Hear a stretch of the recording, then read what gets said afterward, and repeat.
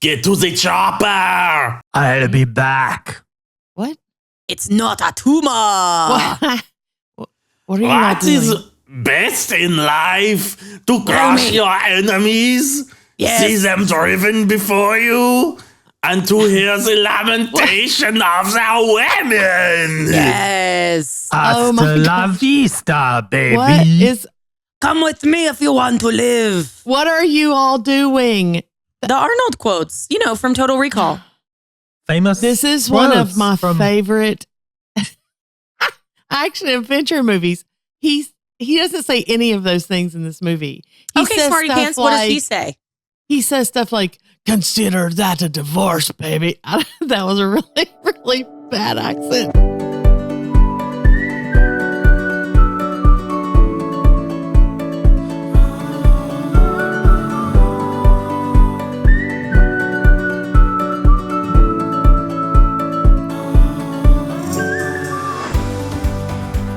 All right, baby listeners. Today, we're talking about Total Recall.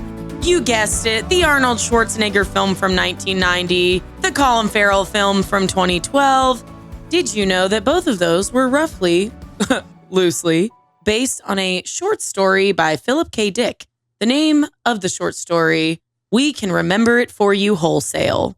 If that doesn't sound like the same as Total Recall, it's because it's sort of not a whole lot like the movies, but that's okay. We're going to talk about it. I'm very excited.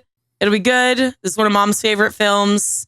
Probably the Colin Farrell one, if I had to guess, is her favorite. So, Jesus. spoiler Okay. alert, we will be spoiling all of the things I just mentioned. Content warnings.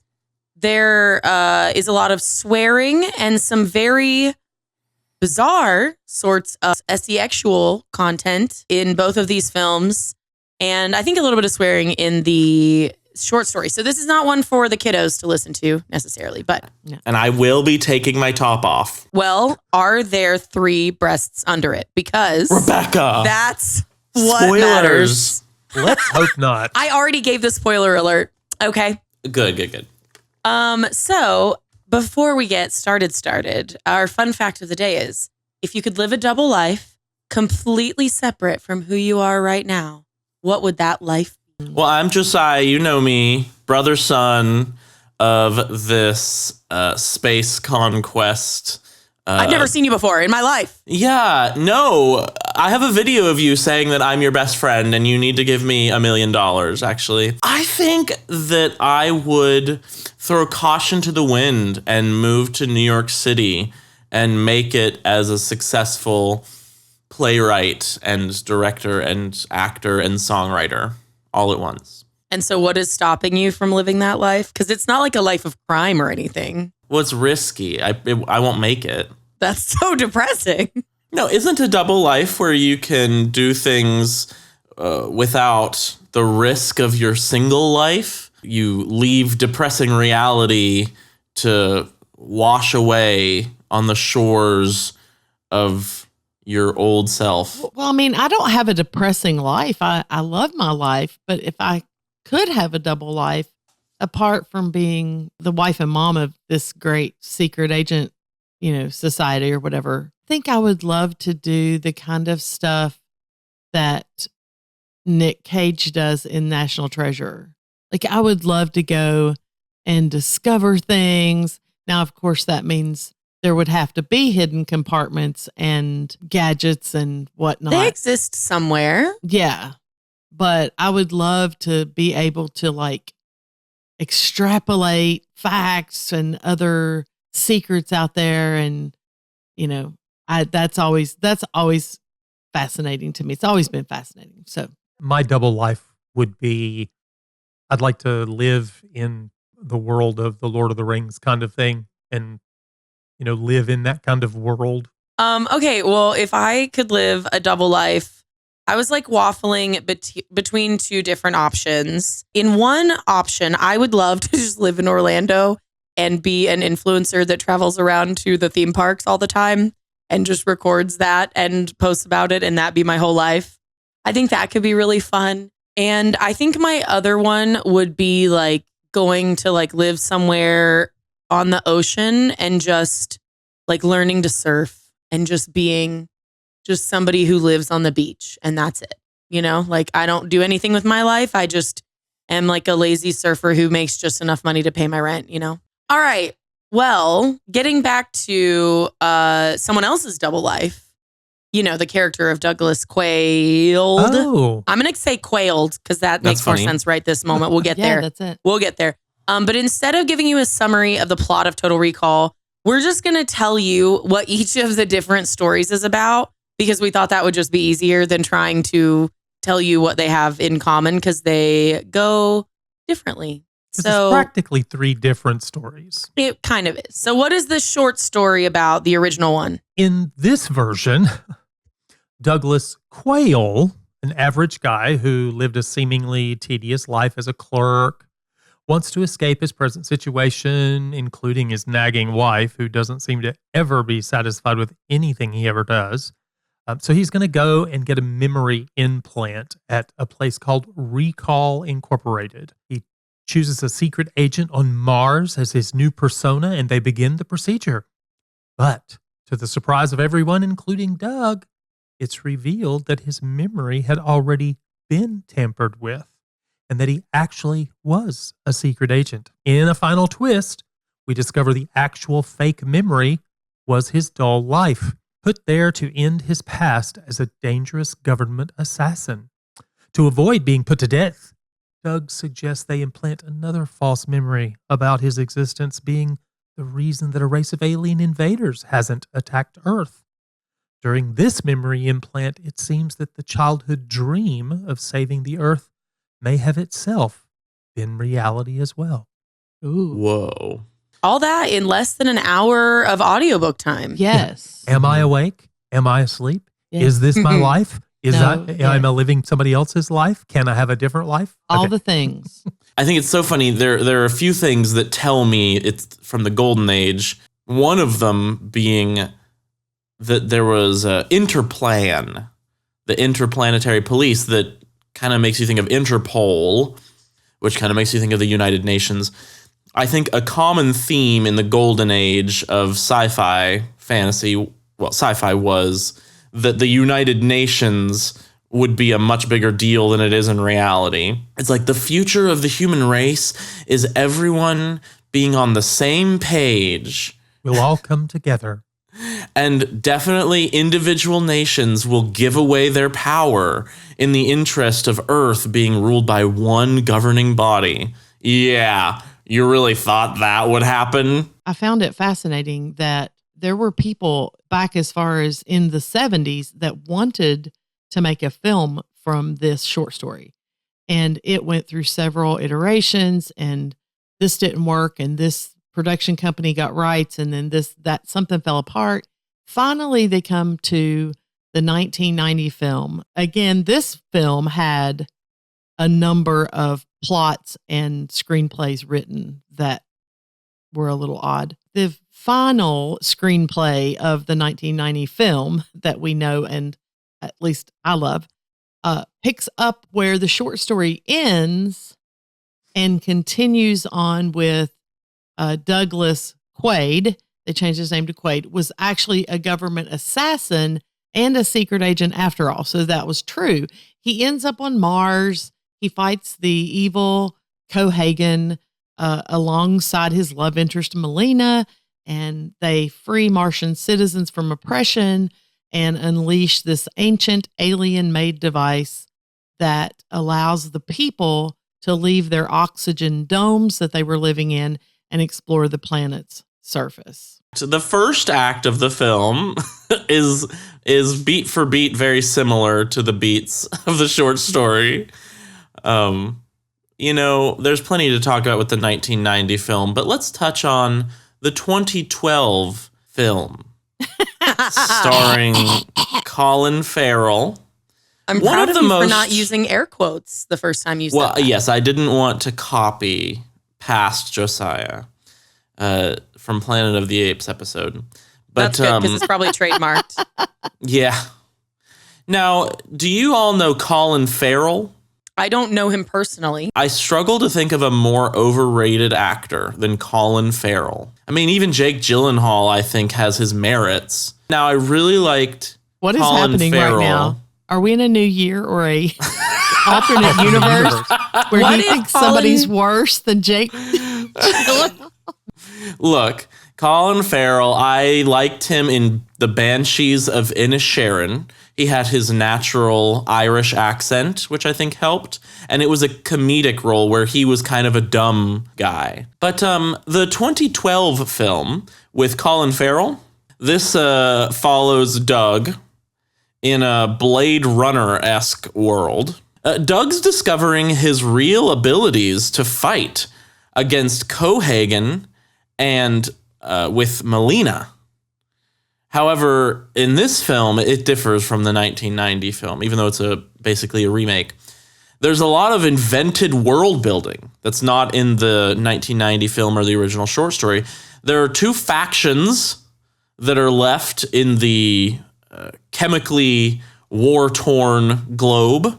You've got the United Federation of Britain, and you've got the colony, which is Australia. And shout out to Australia for starting out its British relationship as a colony and apparently ending its relationship with Britain as a colony again. Just like the once and future King Arthur, this is the once and future colony. Just out of curiosity, do they explain what happened to the rest of the world and why it's gone? Oh, well, in the very first line of the movie, it says that chemical warfare destroyed Africa. You know, obviously going to be the main grounds for a chemical war this century. I'm sure all of Africa will be the first to go and not the last bastion of civilization. So, of course, we have the two factions. They're on opposite sides of the world. So what do you do when you have all of your poor plebeians in Australia, but all of the businesses and companies and factories where they need to work are in the United Federation of Britain? I have an idea. Yeah, what's your idea? Build cheap government housing. Oh, in the United Federation of Britain? Oh, no. They somehow invented a transport device that bores through the center of the earth. Yeah. They Which call makes it... some sense. I mean, it's sense. Yeah, I'm sure that was easy and cheap and scientifically possible. I was disgusted by the how they expected me to suspend my disbelief. This transport device is called the Fall. Colin Farrell and his coworker friend, they always sit in the same seats on the Fall every morning. It takes them 17 minutes. I want to look up the speed that they would have to go in order to make that trip in 17 minutes. I'm pretty sure it would peel their skin off. I'm pretty sure it would peel their skin off is exactly Josh right. looked at the screen and he was like, Rebecca, they're like not even, their bodies aren't even pushing up against the straps they're in. And they go through the center of the earth and they're like, oh, it's a gravity switch. Through the molten core. If you put the screenwriter in the same room with me, I might punch him in the face for that. First of all, it's molten lava hot. It's a mini sun. It's not as hot as the sun, but it might as well be. The sun and the center of the earth will do the same thing to you heat-wise. Maybe it bypasses the core. I think it does slightly bypass the core. They had one visual that had it bypassing the core, but you're a few miles away from the surface of the sun. That's going to do the same thing as if you fall into the sun. Fortunately, that has very little to do with the plot. Oh, wait, it's the entire climax of the film and the foundation of its symbolism. In the 2012 movie, there is no trip to Mars, which there isn't offensively passing mention of, oh, I want to go to Mars someday. Okay, here's the problem with that. Is it a remake of the 1990 film? Or is it a more faithful adaptation to the original short story? Because I think that most of the filmmakers would have said it's a remake of the 1990 film. Some of the actors, I don't think believed that, but... I would say it was probably trying to be more of an adaptation at that point. Why was Melina in it if it's trying to be an adaptation? Melina that wasn't a part of the short story. Yeah. Not at all. She is in the 90, she's introduced in the 90 film, and she is in the 2012 film. Laurie, in the 2012 film, he also has a wife who ends up being a secret agent who hasn't been his wife except for like the past 6 weeks since his memories supposedly got changed. I like in the 1990 film how they are opposites of one another in a lot of different ways, but including visually, a blonde and brunette sort of thing. In the 2012 film, I could not tell you the difference between Jessica Biel and Kate Beckinsale. They looked like the same person. Oh, the confusing thing, Kate Beckinsale, the wife, has an accent whenever she drops the ruse, but I think she has an American accent when she's still pretending to be his wife. I wasn't paying close attention. I was folding socks, and it was a lot more interesting than what was happening on screen. I also folded clothes and then kept pulling my phone out. I kept pulling my phone out and checking Twitter and Instagram. It was one of the most boring things. It was visually, it should have been exciting. They were fighting atop the Fall, the transport device. I assume they were in the United Federation of Britain side of things. Colin Farrell, I believe, somehow explodes the Fall, and that frees the colony from all oppression. And also jobs and all jobs, right? Is that and okay? Connection to? I'm sure they have family, and also Colin Farrell, I believe, is in the United Federation of Britain. So, like, anyone who's in Britain for work isn't going back home to their families. There was a newscast after this happened of this lady on a CNN analog.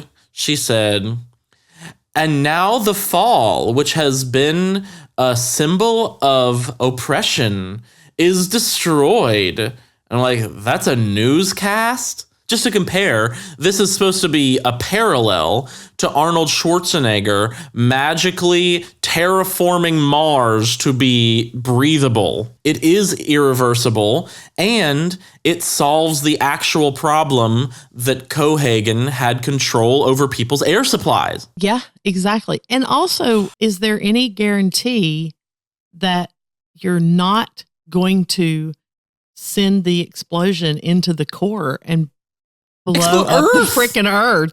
It's the middle of our planet. So this was irrelevant to the whole thing. Probably an important part. So just a few little plot holes there. We're just that's some all little we're nitpicks. finding. Yeah. Just Plot a couple holes little you could nitpicks. fly a 747 through. Yes. Plot So holes you could bore through the center of the earth. Oh, that's great. The only other thing I wanted to point out plot-wise that I thought was kind of interesting. See, this is part of why I'm like, does it lend itself to being an adaptation? The 2012 film. In the 2012 film and the short story, they mention that having memories connecting with a recall experience will mess up the new memory they're trying to implant. So you can't have a memory that's similar to what you're asking for, or it won't work. It'll break you, something. In the 1990 film, the issue is that a person who's had a similar experience will suffer a schizoid embolism, potentially destroying their mind and leading to a lobotomy. So they do make that more intense. I think in both films, the recall employees weren't in on Quaid's real life, like who he had been. I think him going there, because I had to think about that and watch carefully to make sure that was right. They were not a part of the conspiracy, but Doug was being tracked, so people would know to go there. You know, they would know where he was or whatever. Was there anything we liked that was, like, I like the main conceit of the story itself, like the idea of implanted memories, and I kind of like the futuristic where we've colonized Mars, and like that's part of it. The thought that you could implant memories and things like that was very good. I thought that was consistent basically through all of the works that was possible.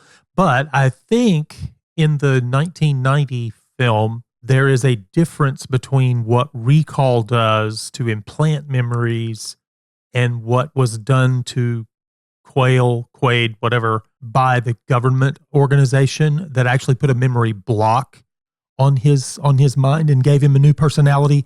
Right. Because it sounded like you could go to recall for a vacation this year, and a couple of years from now, you could do that again. It was a different kind of thing. And this whole concept is very common throughout a lot of science fiction, notably things like, Minority Report, where they deal with future crime, but also, like Inception and other famous things. 1984 deals with thought manipulation. And in the Matrix movies, don't they also do like they can upload skills and memories of like how to do things? Yes. So that's also exactly. another similar concept. Yeah. So, it runs throughout, and so we know it can be handled well, but it just seems like what they did with 2012, I don't know if they were on a search to make it different than 1990. Their search to me wasn't successful. I think Josiah used the term like gray. The scenery was gray and dull and things like that, which I guess the intention is to make you realize how dark the oppression was, but I don't know. It's 22 years later, physically, for us, for them to make a film. I don't know that it would have been a bad idea to remake the first one and just, hey, we've got new technologies. We can do a better job of the CG. Than the weird animatronics creepy stuff. We could do some of those things and just really remake it. Which has so much character. By the way, it does. I think that maybe 2012, we were still at a point around, just a couple years after Avatar came out, where we were thinking, oh yeah, we love CGI. Animatronics and practical effects are stupid. But also it was 10 years after the prequel trilogy of Star Wars, when I feel like surely we had started to figure out that practical effects had a more timeless quality than ugly CGI. But I think that film production agencies were still on this bend, and I hope that they've gotten off of it. Maybe this was part of the journey towards realizing it's not going to make money.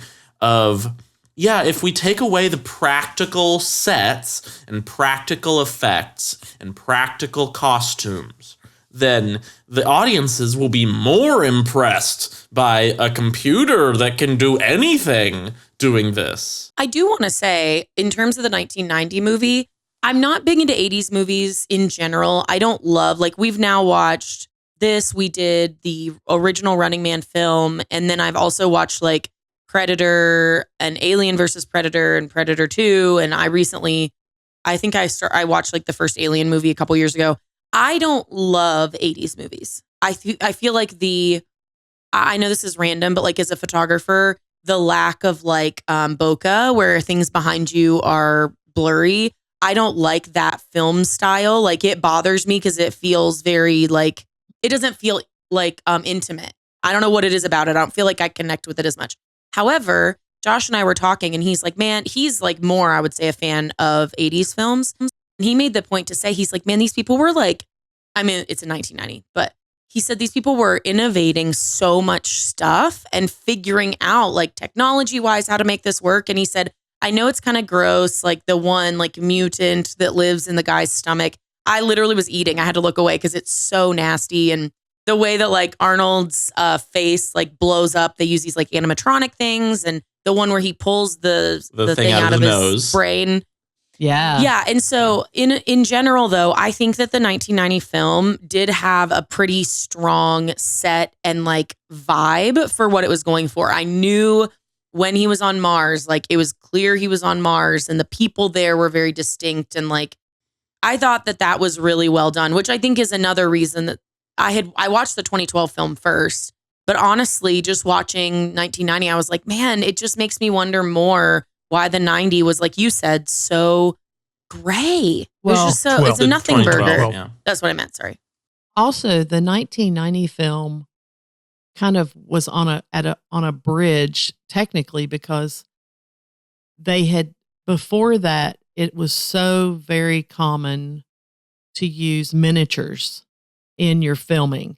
And not that people don't still use miniatures, but it was a huge part of making bigger scenes and things look a certain way. And they still use some of that, but they also started moving more into CGI. And so I read a little bit about that, how they kind of bridged a gap there of moving into from one type of technology to another.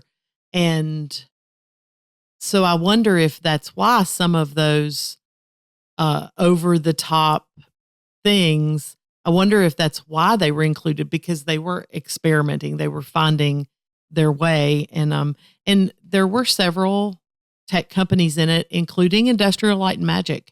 So they utilized a lot of the technology of the day. And it definitely, there is a feel to it where there's some of the things that are kind of campy, but they were also trying very hard for it not to just be a silly B movie.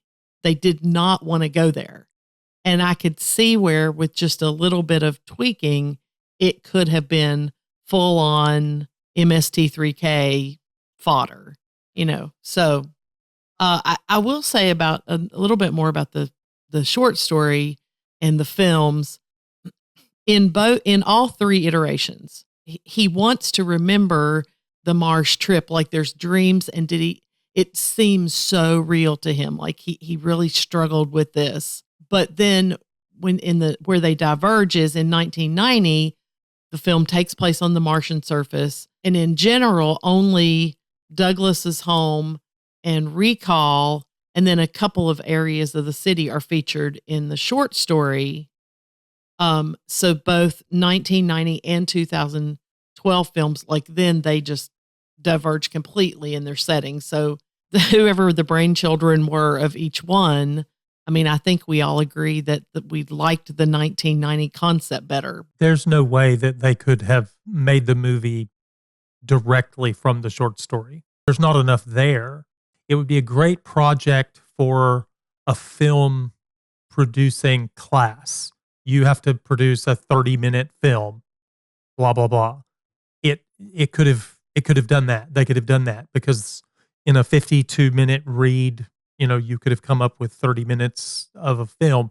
That wasn't enough material, I don't think, for the other. Kudos to them for really thinking through that. I loved the world building in the 1990 version. I loved that cars drive wherever people are also walking. It is so interesting. But they're robot cars. Yeah. So it makes me, whenever I see flying cars, I see 2012 remake world building and I think, no, none of that would ever happen. We're not going to have flying cars. That it's just not going to work. We have seen that flying cars is not going to happen. There's not going to be a fall through the center of the earth. These things can't. But then in the 1990 version, I think, oh, yeah, I could totally see self-driving cars sharing sidewalk space with people, and that just becoming a thing. I can kind of see that starting in urban areas and then slowly spreading across the country and to other planets. And the world building, if they're just being a rebel attack, there being explosions when he arrives on Mars and is getting in the taxi with Benny or whatever it was.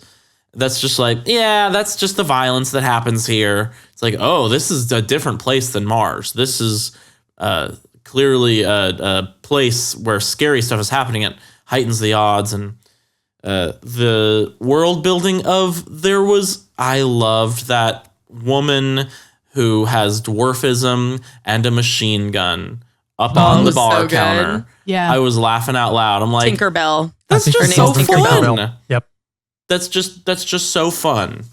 And I loved that they made the grittiness of the Mars underground. I thought it was very effective that there were bars and speakeasies. The 2012 film made the colony more oppressed, where to me, I think what you saw in 1990 is in very underserved and depressed areas, depravity comes out.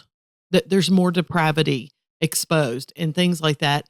And I say, I guess exposed is a great word, because in a more wealthy society, the depravity's there, but you hide it well. When your life is really reduced to just literally trying to make it day to day or week to week, you're not going to care as much of what's seen. You're just going to be who you are, and you find other people that will be that with you. So to me, I thought it was more real in the 1990 film. It's just my own take on it. The short story's main character is Douglas Quayle. Both films changed his last name to Quaid. The original screenplay used the name, but it was changed to Douglas Quaid. I think, though nobody has admitted it, by the time it was released, we were in the second year of President George H.W. Bush. I think they didn't use the H.W. until his son became president. But his vice president was Quayle, and the media and Saturday Night Live had combined to just pummel him for how stupid he was. His vice president was a quail? Yes. Yeah. A bird? How? He just wasn't. He said some things that made him sound stupid. I personally think that's probably why they changed it, because that was so prevalent. In 2012, Quaid's a factory worker. I think Josiah thinks that he's less motivated to go to recall. In 2012, Colin Farrell wants to be a rebel leader. The 1990 film, he is a common construction worker, and he grows weary of his life, not the least of which is his nagging wife. So she's always doing something else.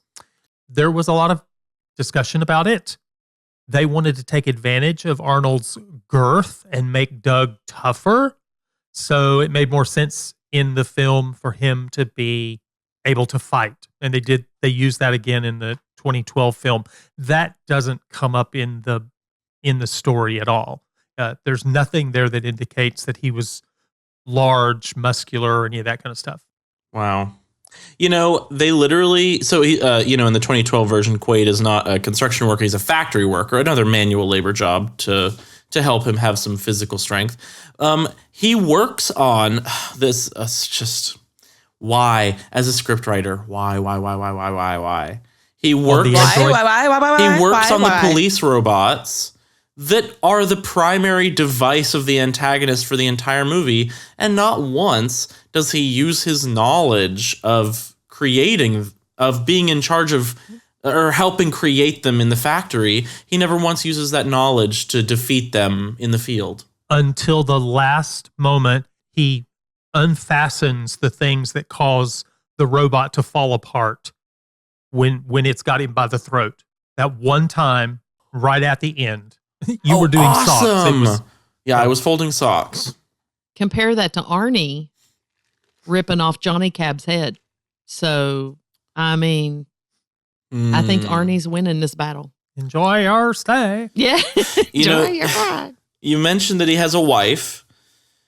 I'm going to call her Lori. In the short story, Lori has a very small part.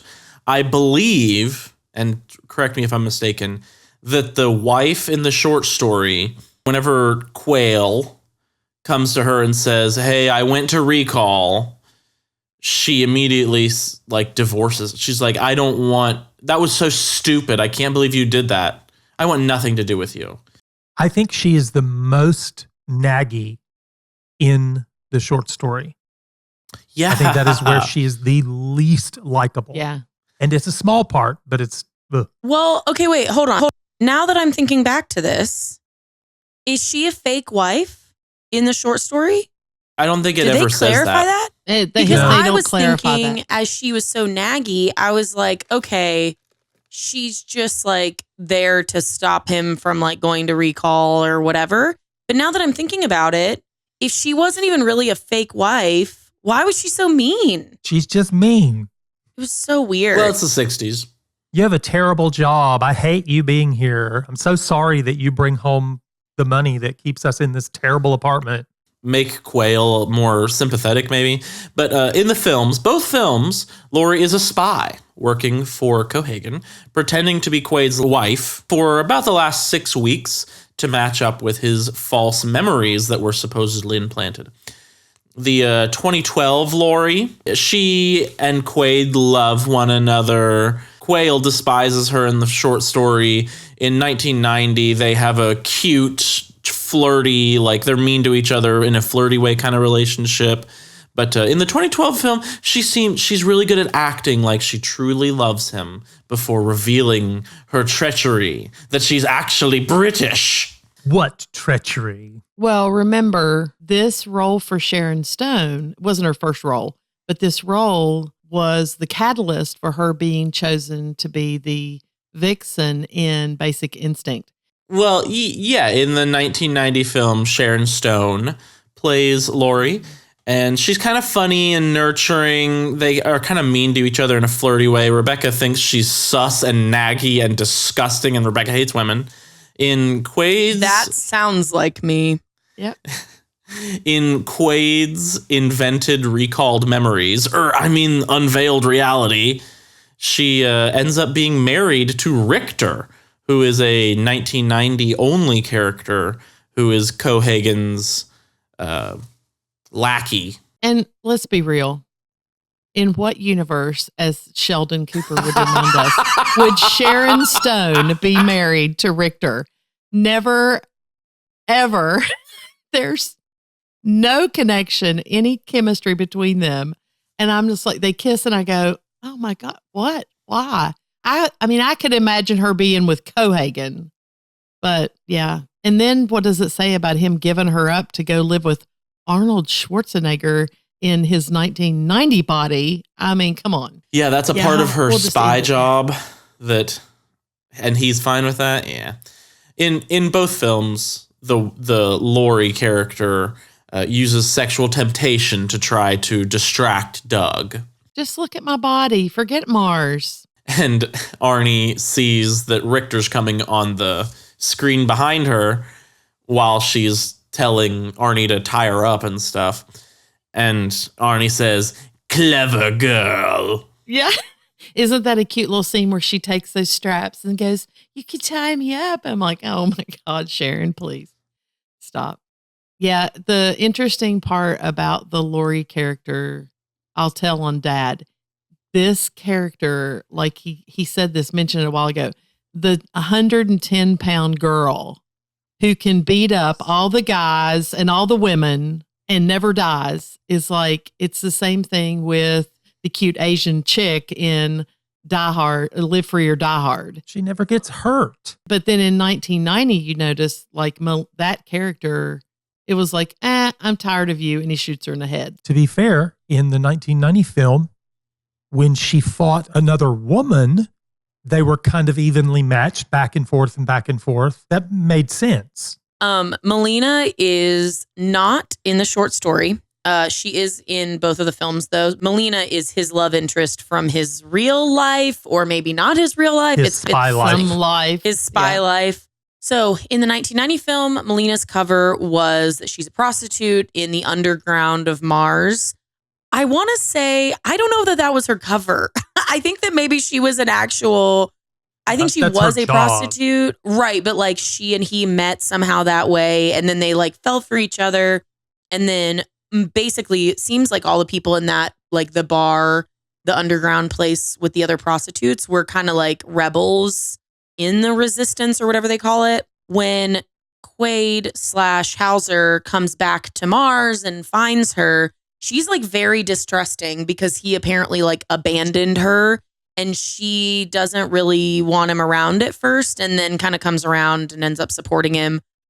She's almost at the very end of that film dragged into a recall booth and they were going to replace both of their memories again, where Hauser could go back to being his mean, horrible self. And then they were going to give her memories so that she was his submissive wife, is how they described it. And they get away at the last second. In 2012, Melina is also a character that is featured. Jessica Biel's character, Melina, was a freedom fighter in the colony, the Australia place. and she finds and is trying to rescue Douglas. She helps him narrowly escape in this car chase scene where the car falls hundreds of feet, but somehow they don't die.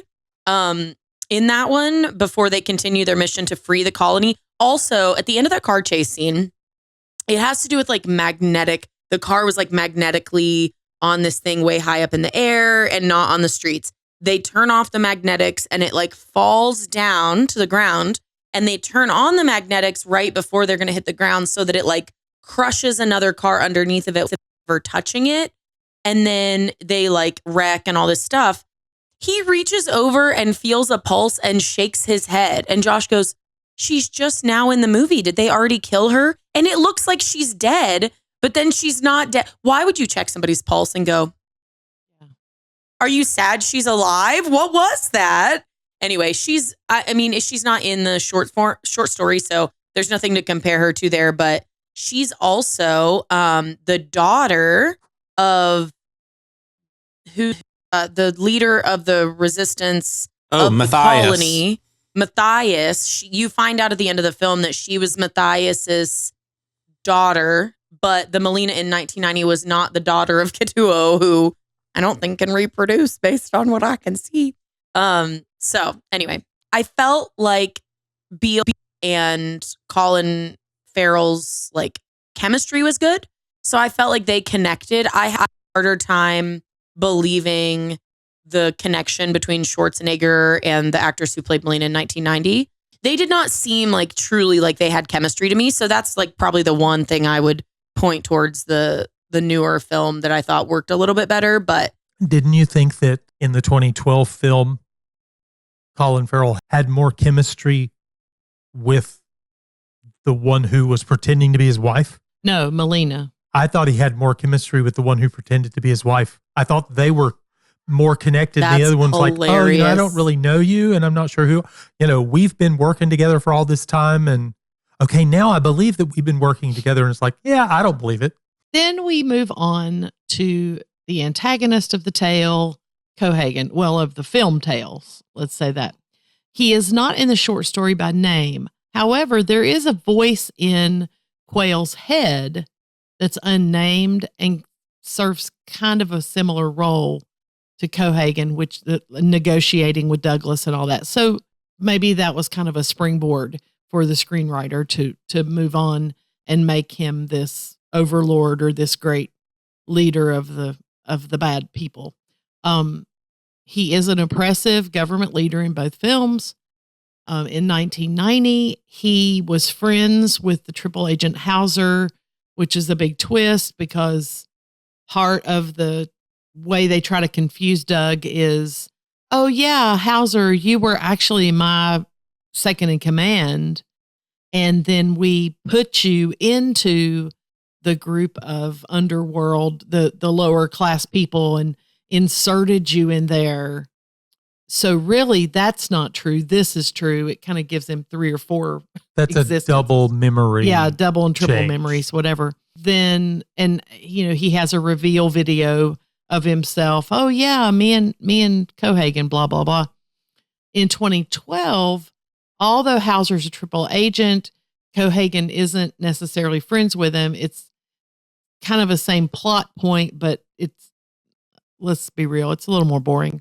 Also, I vaguely recall Colin Farrell and Bryan Cranston fist to fist fighting atop the fall before it explodes and potentially blows up the world's core. And we've already covered all that. Yeah, there can't be like 20 years difference between their ages, but the girls could beat up Colin Farrell, so why can't Colin Farrell beat up Bryan Cranston? No, it was the other way. Cranston was doing well against him. Cranston! I see what you're point. saying. Yeah, Brian. Great name. I was waiting for him to pull out some drugs or something. Cranston Edwards. Yeah. That's not that great of a name. Yeah, and the Ronnie Cox, who played Cohagen in the 1990 film, he was a pretty famous character actor. He did, if I remember correctly, his roles were more antagonist than protagonist, but he did a lot of character roles. Who was the guy that worked for Cohagen? Richter in the 1990 film, Richter. Okay, Richter in the Michael 90 film. Ironside. But there wasn't that person. That was his former wife that kind of took that role in the 2012. Well, but he also has that lawyer. Does that lawyer guy? Because he was a recognizable actor that made Quaid sign that contract that he wouldn't share whatever. Doesn't he come back? McLean or something? No, McLean is the guy that works at Recall. Oh, in all of yeah. them. Sorry, yeah. Yeah, we don't even talk about McLean. That's funny. I didn't put it in the notes, but He's in like a single scene. Yeah, he is in the short story as a pretty main character. All the way to the end. All the way to the end. But I do think it's interesting that, like, I don't know. I think it's interesting that in 2012, they kind of weren't sure who to make the antagonist. Like, I don't know. I know Cohagen was the antagonist, but I felt like they tried to introduce too many. See, again, I watched it yesterday and I don't remember things. Like, crazy talk. I feel like his wife became the primary antagonist. The other guy was fluff on top. You know, Cranston's character, it was supposed to be more like the 1990 film, but it missed it. And I think as we get farther into like this next section where we find out how they fared with critics and box office and stuff, I think our general thought is going to be proven out. We'll start with the releases. So the book was released in April of 1966, and it came out in the Magazine of Fantasy and Science Fiction. It was later compiled into a book of short stories entitled The Minority Report and Other Stories by Philip K. Dick. Spoiler alert for The Minority Report as well. Yeah, but it did come later. Minority Report was written afterward and was kind of considered to be it. At one point, people thought it might be like a follow-up to we can get your memory wholesale. Whatever I can't it is. remember the name. But okay, yes, Arnie. They were thinking about turning that into a Total Recall sequel with Arnie. Yeah. But I think that they could never. I heard that they could never get a script together that Arnie was happy with. Yeah. I can't really imagine those two. Well, I guess you could make them the same general story. Well, you take the thought crime, you take it farther into from the Recall, from the work that Recall did for people. I guess you could extrapolate that out somehow. I think they were going to have mutants as the precogs, but no, I think you're right. Maybe that would have connected them. I think that would have connected them, but I think you're right. It just doesn't quite work. The reason Minority Report is cool, it doesn't really work as a sequel to Total Recall. And thankfully, there's not even a sequel to it. We didn't have a successful movie and say, hey, let's do a second one. Yeah. The movie releases, the 1990 film came out on June 1st, 1990. And the 2012 film was released on August 3rd, 2012. Another summer release. Yeah, both of them Summer blockbusters, or at least should have been. Yeah, hoped to have been. Book ratings, we got 4.21 out of 5 on Goodreads and 3.88 out of 5 on Storygraph. So the Rotten Tomatoes critics ratings, 1990 film got an 81. So they considered it fresh. And the 2012, not so much, 30%. Kind of stinky tomato. That's too high. I can't disagree with that. IMDb gave the 1990 film a 7.5 out of 10. Gave the 2012 a 6.2 out of 10. Where did that come from? I will not understand how that happened. The audience score for 1990 was 79%. So they were right along with the critics. The 2012, 47%. So the production cost for 1990 was between 48 and 80 million. So the 1990 film was shot almost completely in sequence, which was not a normal thing. And I don't think it's normal now even. But for whatever reason, they chose to do it. And so it took over 20 weeks to complete. So they couldn't really give a solid estimate. The initial thought was the movie would cost about $30 million to make. And by the time they went through all they went through for this choice, then it brought the estimate up to between 48 and 80 million. It was, at the time, one of the most expensive films that had been made. The 2012 film production cost was $125 million. Their opening weekends, 1990, $25.5 million. 2012, $25.5 million. I think that might say a little bit. So we were talking about the opening weekend. I think for the 2012 film, it was number 2 at the box office. Number 1 was a month-old movie, The Dark Knight Rises. Oh, wow. Whoa. Oh, gosh. That's amazing. Which was popular, but like it was divisive amongst critics and fans. But still, a month later, it was beating this pile of corn. The USA Canada gross in for 1990 was $119 million. 2012, $59 million. That's wild. Yeah. So the 2012 basically doubled its opening weekend, and the 1990 quadrupled almost. Yeah. The international gross was for 1990 was 142 million, and 2012 139.5. So it brings totals for 1990 up to 261 million, and 2012 198 million. So, okay, adjusted for inflation, the 1990 film made $462.89 million in 2012 dollars.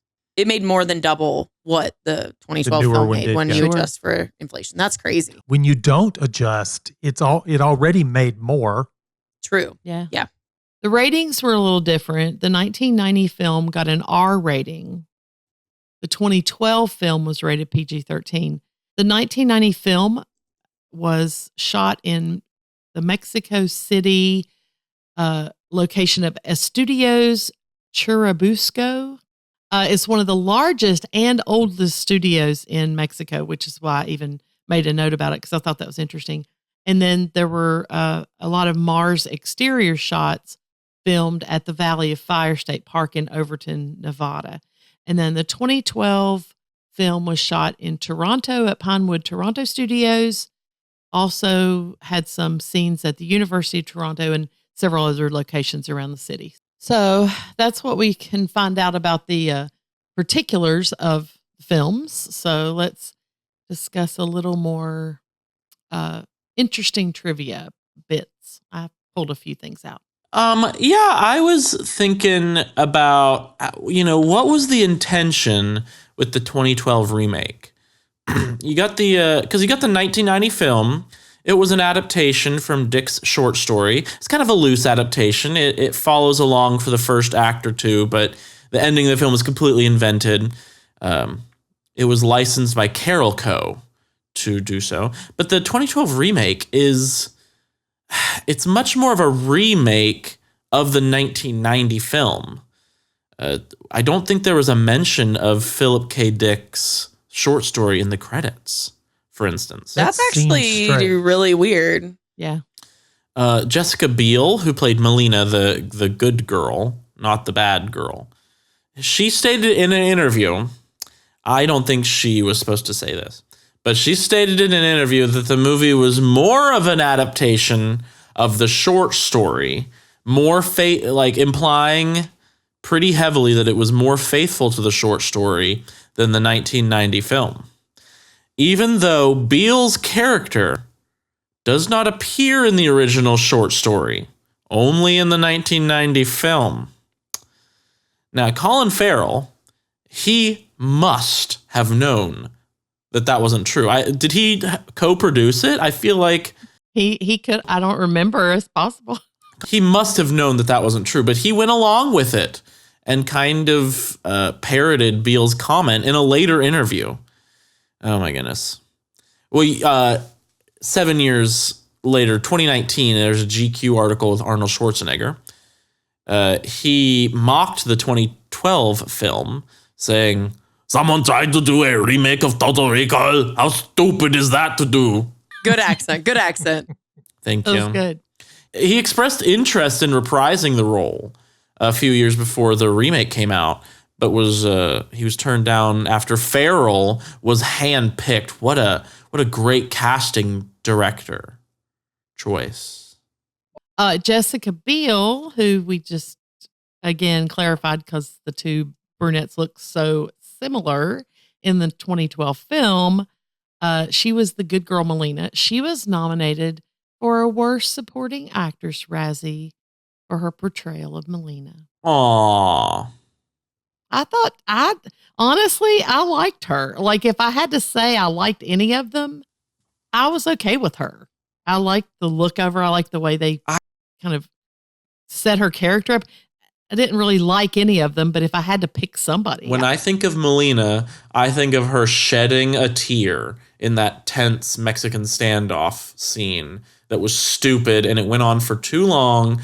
And it was supposed to parallel in the 1990 movie when that random guy comes in and he sweats. McClane. That's it's McClane. supposed to be the worker, McClane character, yeah. And he sweats, which tells Arnie that he is actually nervous about a gun pointed at him. And it's like, oh, this is not my brain. This is reality. And Jessica Biel is supposed to mirror that by crying. And I think that that's supposed to tell Colin Farrell that she's real. It was an annoying scene. Since so much of that was going along with the 1990 storyline, do you think that they thought if the dude that was talking to him, supposedly in his mind from Recall, if he had sweated, it would have made him look weak? Why wouldn't they just do that? It was so simple. It was a tense moment. There were a couple of places where they made a very close proximity to the previous film, and then went a different direction on purpose. Well, remember in the 1990 film, the solution in that scene that McClane gives Arnie is to red pill, even before Matrix came out, which I think is funny, to take the red pill. And that's right. And everything would just be fine. In the 2012 film, the red pill is too much of a Matrix reference, maybe. We think that a realistic solution that this not McClane guy could offer Colin Farrell is to shoot his girlfriend in the head. You think he might do that? You kind of think Arnie, he could swallow the pill and go back to reality. Yeah, you really think Colin Farrell is going to... Like, why would that be necessary? If he were in a dream, if he were in a schizoid state, why would shooting his girlfriend in the head make him less schizophrenic? Yeah, it's completely logical. Yes. Well, in the 1990s, their first version of the film, the original product, was given a potential X rating from the MPAA. And so they had to cut back on the violence. Apparently, the death of Benny, the Martian taxi driver, was particularly violent. I bet that's why they cut away and he just screams or whatever, and you don't see as much as I think you would have seen. I think that there was a lot of body horror in the 1990 film that could turn certain audiences off. It works for me. It's fantastical with the practical effects. It's just so campy and silly that I think it speaks to the themes of the movie about, is this over the top because it's a dream, because it's just implanted memories or not? But I can see how the body horror can be a lot. It was one of the things that turned me off more, the body horror, when we first watched it. And actually probably the first 2, 3, maybe more times that we watched Total Recall, it was a TV movie. It was edited for television, which meant, one, it was not R-rated anymore. They dropped several things from it. So when we first saw it in its original form, I was shocked because there were lots of things in there. It's like, we've told people, hey, we really like this movie. We really like this movie. And they're like, wow, there's some things in here that I really don't want people to watch. But there were 15 puppeteers that were involved in the Kato, so much so that the director and the special effects designer Botten were approached on the street asking if he was a real freak or maybe a partially born Siamese twin, because apparently he looked realistic enough to audiences. Remember, we're watching these things on our television, which are a lot higher resolution than even the theater was back then. So we're seeing things like when we see skin tone that doesn't look right, or this is too shiny. Some of those things wouldn't have been noticeable at the time. So I guess it makes sense that people would ask, was it a real person? I liked Guato. It was more body horror. I can see how that would turn off people, but I thought it was fun world building. That what a bold choice for Verhoeven or whoever wrote the script to just say, okay, there's mutants. There's mutants, and that's the underclass that Arnie's going to save in his fantasy. There's just a bunch of mutants. I think, too, that the mutants were so, like the one guy, I mean, more than half of his face. I think. Terry was completely deformed. And then the child, who I don't know that it was his child or just someone he knew. Same thing, that they did so much prosthetic there.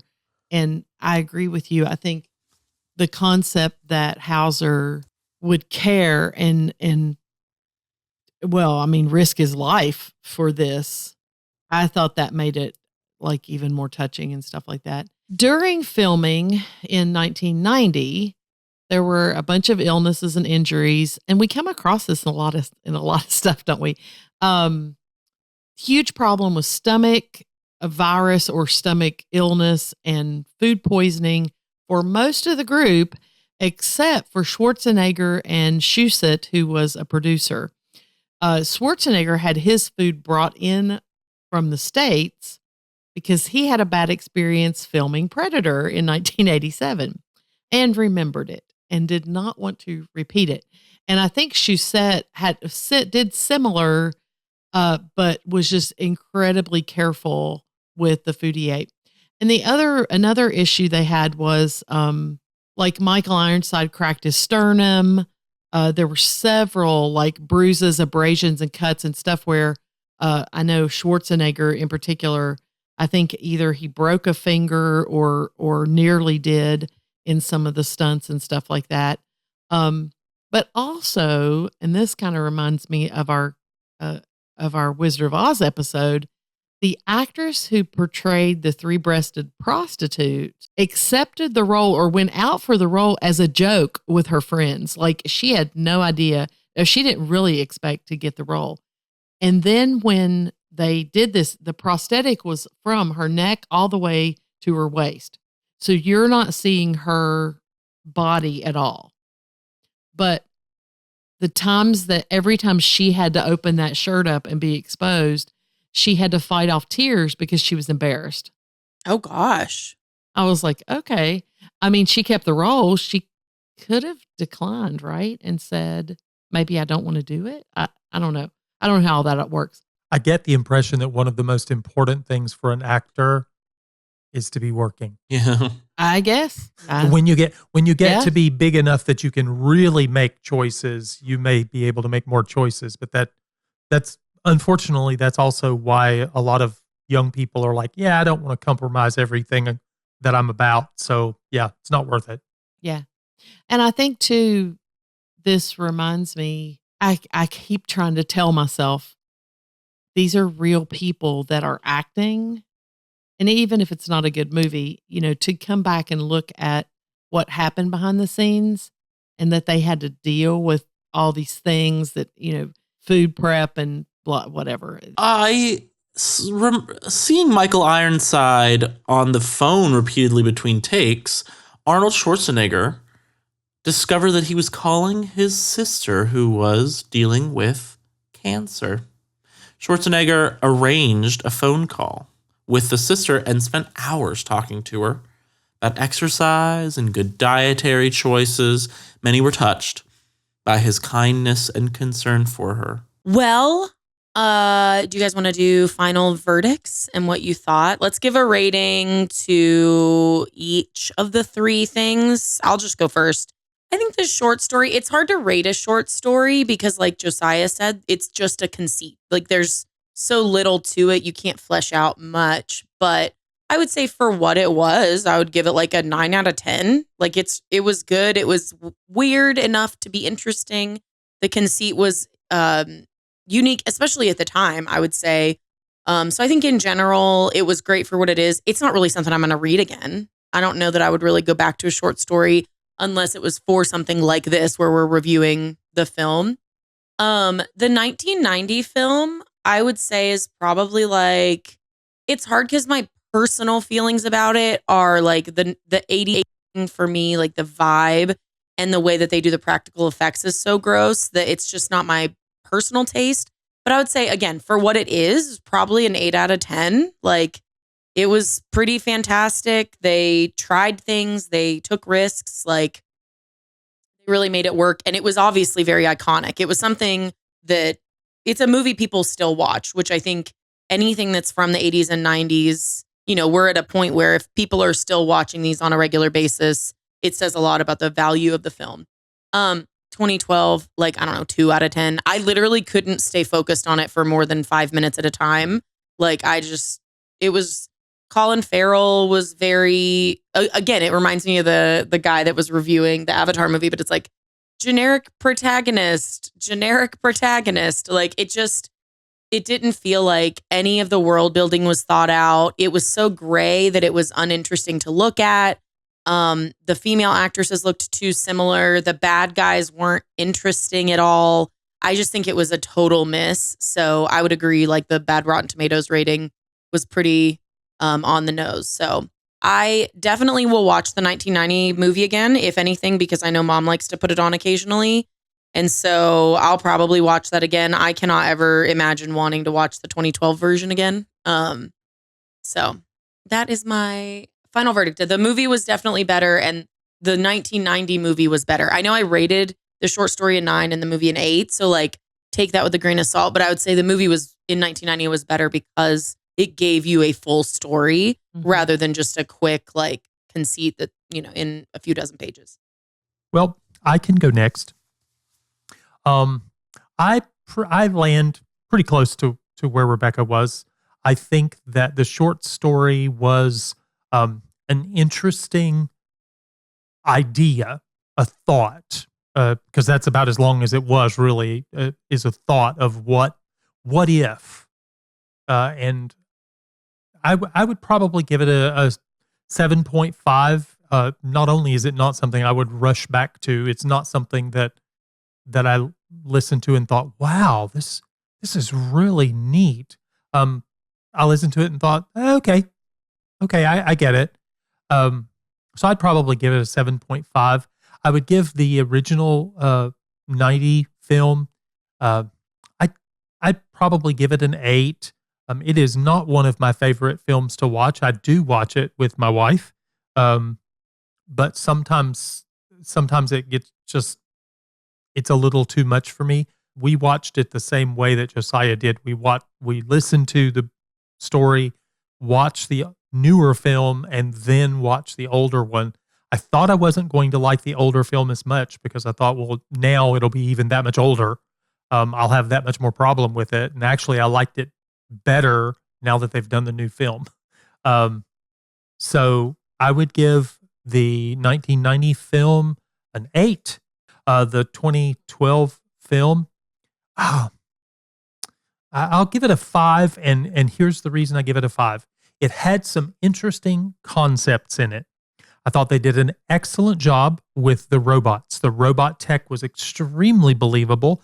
I didn't look at the robots and think, oh, that's a person walking around in that, or they're clumsy, or, oh, that's CG. I can tell it just doesn't, it looked right. It looked believable.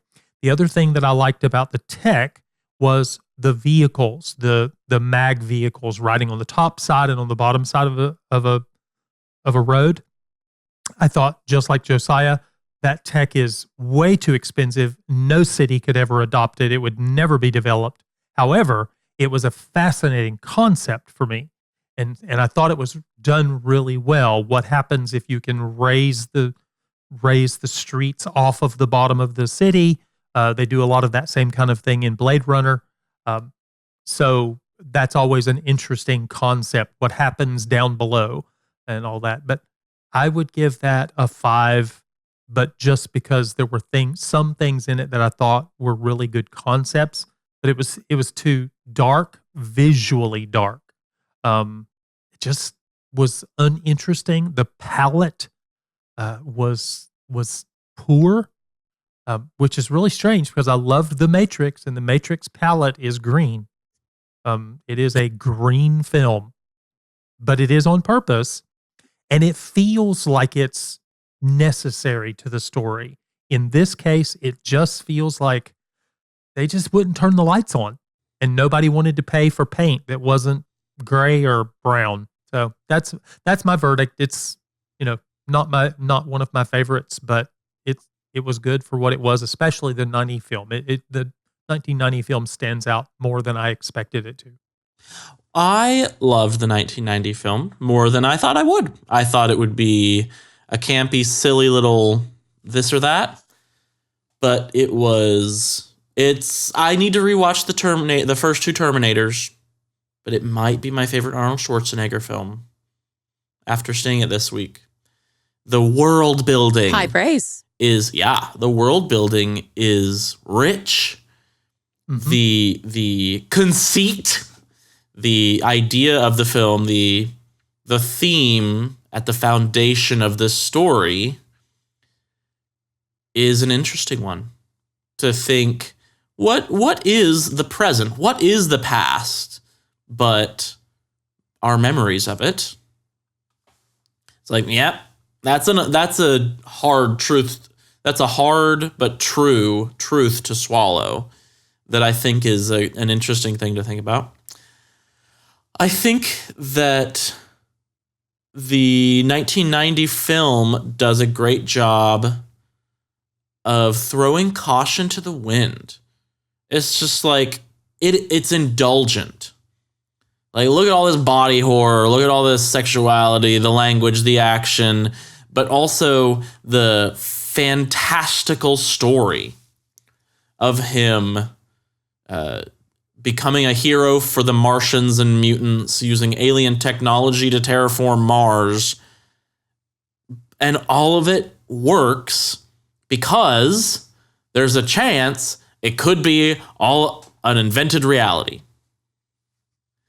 So you still never know. You have all of this evidence for both that it's real and that it's an invented memory from recall.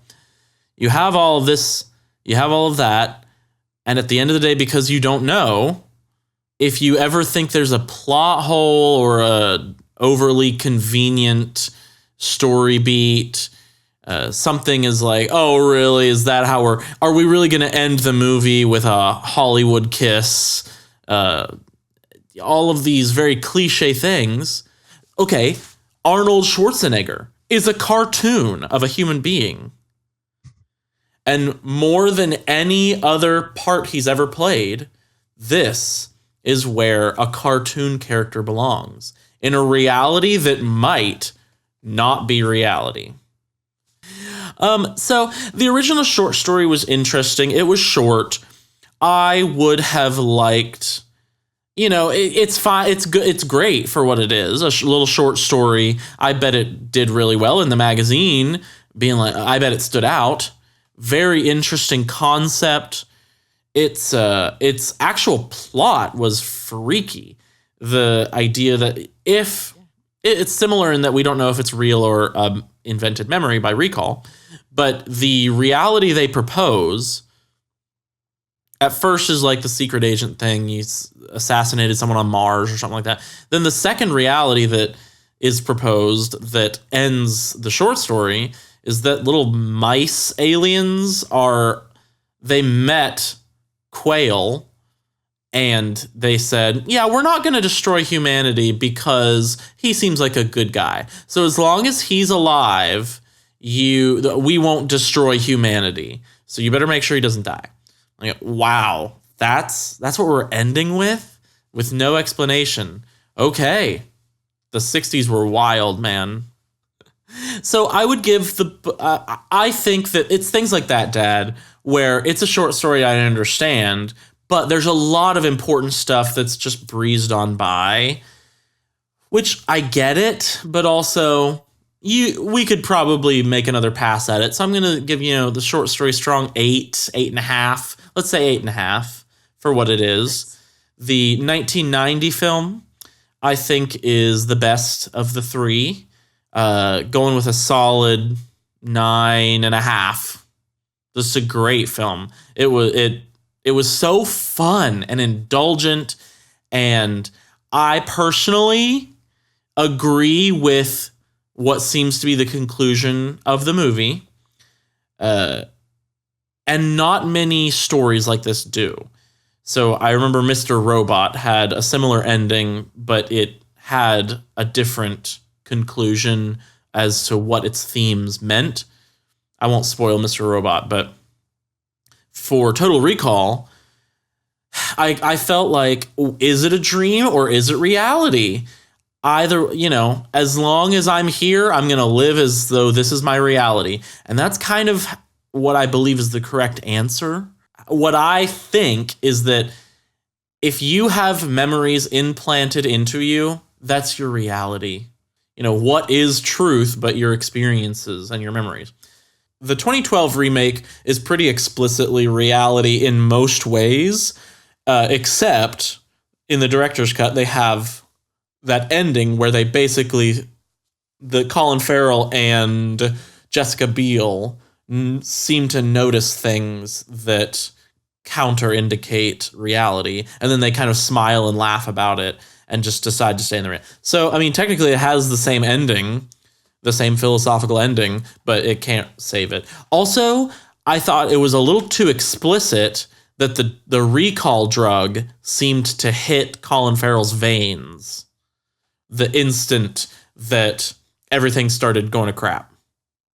I thought it was a little too explicit, whereas in the Arnie version, it could conceivably be that the recall process hadn't started. Yeah, the text says we haven't put it in yet. Yeah.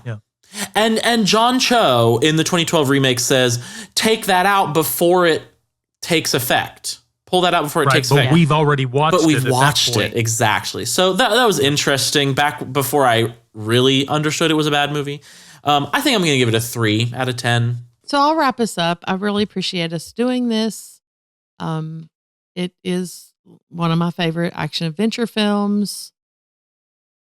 I've probably watched it 2 or 3 times as many times as Dad's watched it with me, because I'll watch it by myself. It's just, I don't even know, can't even tell you really why I like it, but I do. I always have. But I will say the short story for me was okay.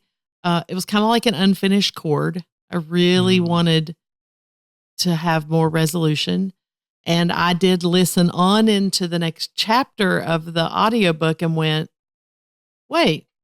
It's a different story. Their dialect changed. Well, I wasn't sure. It wasn't immediately recognizable as a different story. Why did a person begin talking with a Southern accent? I lost something there. Anyway, so I would say, I'll give it a 5. It was an interesting concept. And I think there's probably a lot of that genre out there of short story that gives you this thing that you can ruminate in your mind, but it doesn't flesh it out. And that's fine. It's a taste. It's a taste, yes. So 2012 movie, I'm going to give it a 4 because I kind of like the little scene where Colin Farrell realized he could play piano. I thought that was kind of interesting. And then to see the key was a part of the tech. And then to see that as he continued to play and you saw inner workings of the piano. And I know that has nothing to do with anything substantive to the story being good, but it's a little interesting. So I'll give it a 4.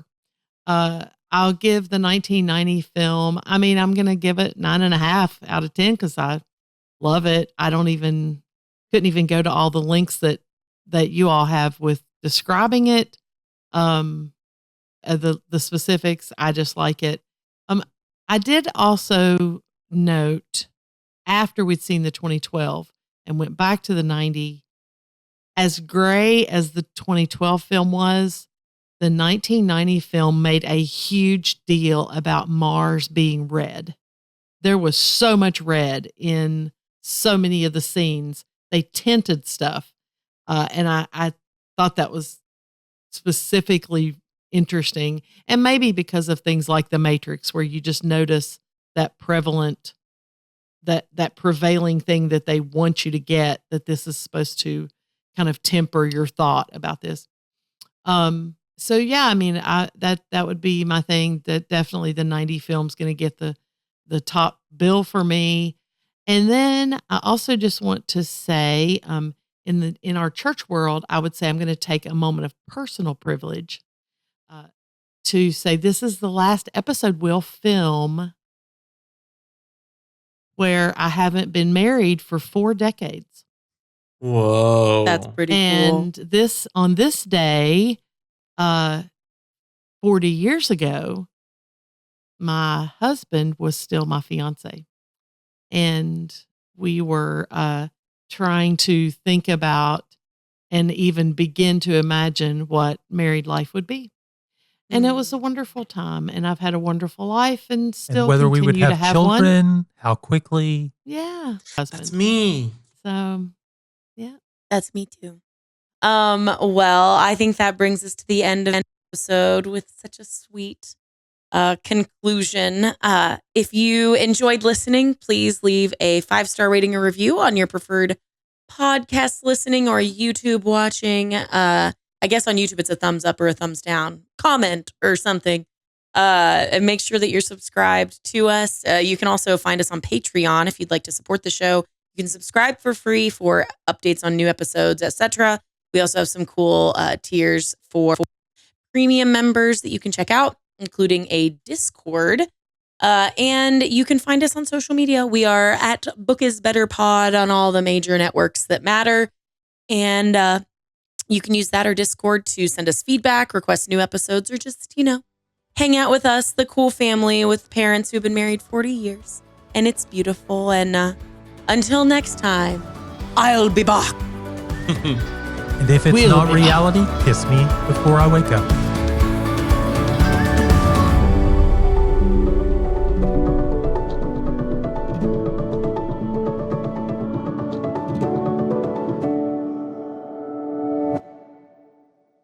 Isn't a double life where you can do things like without third breast?